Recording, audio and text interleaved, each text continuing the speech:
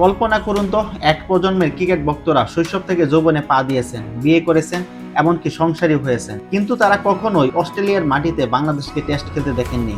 অবিশ্বাস্য মনে হলেও এটাই রূঢ় বাস্তব। 2003 সাল, যখন স্মার্টফোনের জামানা শুরু হয়নি, ফেসবুক ছিল কল্পনার অতীত। তখন শেষবার ডারউইন আর কেয়ার্নসে টেস্ট খেলেছিল বাংলাদেশ। এরপর কেটে গেছে দীর্ঘ 24টি বছর। অবশেষে সেই প্রতীক্ষার অবসান ঘটতে যাচ্ছে। 2026 সালে আগস্ট মাসে অস্ট্রেলিয়ার তপ্ত রোদে ক্যাঙ্গারু বধের মিশনে নামবেন নাজমুল হোসেন শান্তরা। এটি কেবল একটি সাধারণ দ্বিপাক্ষিক সিরিজ নয়, এটি বাংলাদেশ ক্রিকেট ইতিহাসে এক ঐতিহাসিক মাহেন্দ্রক্ষণ। অপেক্ষার পালা শেষ হতে যাচ্ছে 2026 সালে আগস্ট মাসে।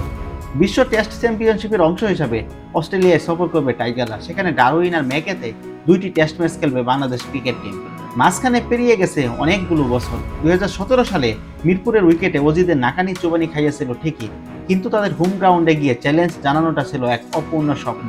2020 সালে একটা সুযোগ এসেছিল, কোভিড-19 সব পরিকল্পনা ধূলিসাৎ করে দেয়। এবার ডারউইন আর ম্যাকের এই লড়াই দিয়ে দর্শকদের উন্মাদনা কেবল তুঙ্গে নয়, রীতিমতো আকাশচুম্বী। কেন হুট করে আগস্ট মাসে বাংলাদেশ অস্ট্রেলিয়া টেস্ট সিরিজ আয়োজন?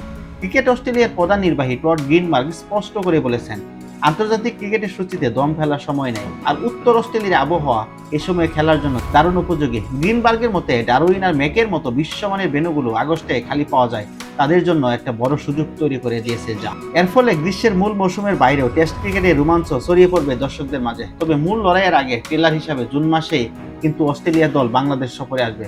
সেখানে তারা খেলবে ওয়ানডে ও টি-20 সিরিজ। অর্থাৎ 2026 সালটা হতে যাচ্ছে বাংলাদেশ বনাম অস্ট্রেলিয়ার দ্বৈরথের এক ব্লকবাস্টার বছর।